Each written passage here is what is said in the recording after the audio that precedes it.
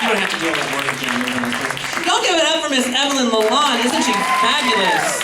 Now, we mentioned earlier that she just did, a few months ago, her own solo cabaret show.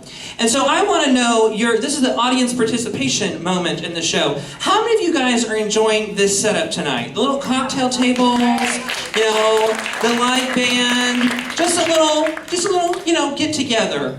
Well, maybe if we ask her nicely, sometime in our next season, she'll come back and bring us her show up here to the north end of the city of Austin, and we can hear some more of her fabulous voice. Thank you so much for being here. Speaking of our live band, I mentioned them earlier, but I wanted to take a minute to be sure and really thank them. On the keys, we have Mr. Preston King, and it's funny because the kids keep coming up to me going, "Oh my gosh, Preston, he's great, and he just makes it so easy, and he's just going on." I said, "Oh yeah, I know. I knew Preston 10 years ago. I could have told you that." So, no. Shh. We said we'd never talk about that again.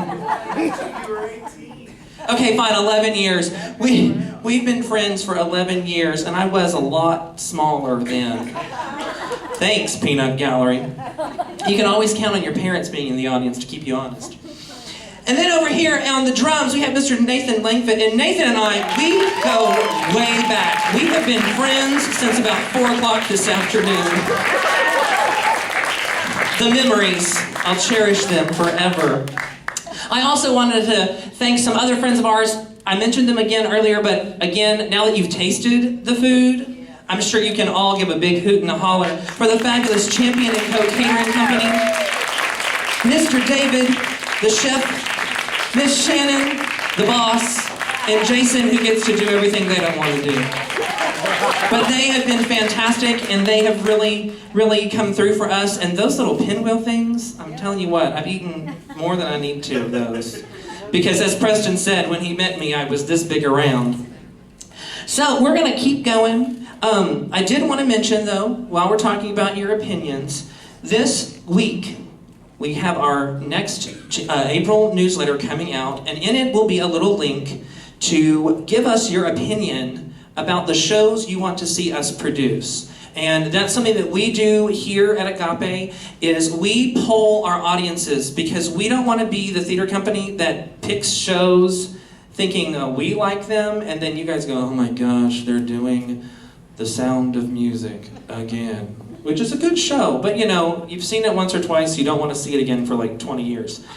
And then you want to see other things in between. And The Sound of Music is one of my favorites. But we're going to have our survey coming out, and we want each and every one of you to go online and tell us the shows that you want to see, because we're here to entertain you. So be sure to check that out, because it's going to be helpful in helping us plan our upcoming season.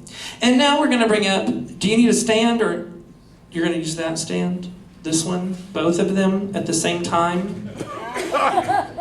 We should have brought out his feather boa. That's what really gets him going. Ladies and gentlemen, our next entertainer, he is a very fun, fantastic friend. I first got to work with him when we were doing You're a Good Man, Charlie Brown, and he played Snoopy for us. And I tell you what, no one in the history of musical theater has ever or will ever play Snoopy as well again. And I mean that from the bottom of my big old dog heart. Come on up here, Mr. Kirk Kelso.